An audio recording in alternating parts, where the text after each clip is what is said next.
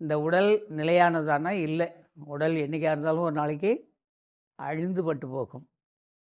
அப்போ உடல் அழியாவன்னா என்ன செய்யலாம்?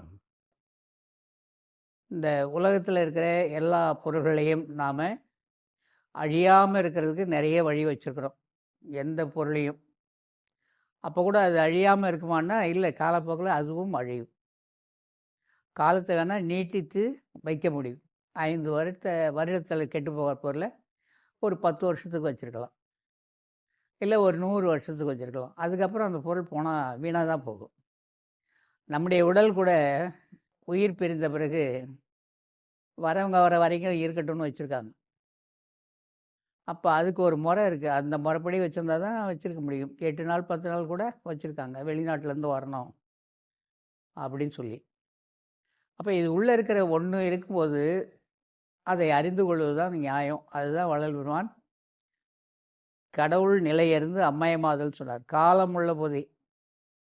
நமக்கு என்னைக்கு காலம் முடியும்னு எனக்கும் தெரியாது, உங்களுக்கும் யாருக்காவது தெரியுமா? உங்களை யாருக்காவது தெரிஞ்சிருந்தால் சொல்லுங்கள், என்னுடைய காலம் இப்போ தான்.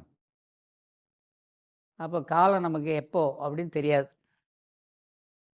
காலன் வரும் முன்னே, கண் பஞ்சடையும் முன்னே, கடைவாயில் பால் விழும் முன்னே, குற்றாலத்தானையே கூறு அப்படின்னு பட்டினத்தார் சொல்வார்.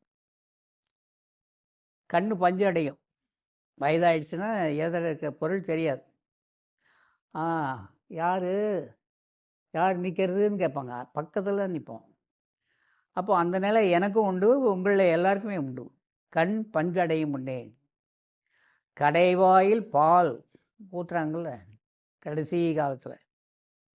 சிலருக்கு ஊற்றாதவே போயிடுறாங்க, சிலருக்கு நடைமுறையில் பால் ஊற்றுவாங்க. குற்றாலத்தாரையே கூறுனார். குற்றாலத்தில் யார் இருக்காங்க?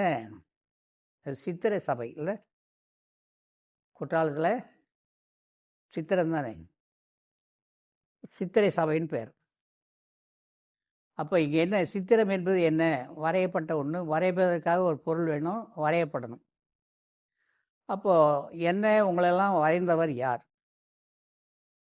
அதுதான் காலம் உள்ள போதே உள்நிலை அறிந்தனர். உள்நிலை, நம்முடைய உள்நிலை என்னன்னு நமக்கு தெரியாதனால்தான் வள்ளல் பெருமான் சத் விசாரம் செய்யுங்கள் சொன்னார். என்ன விசாரம்?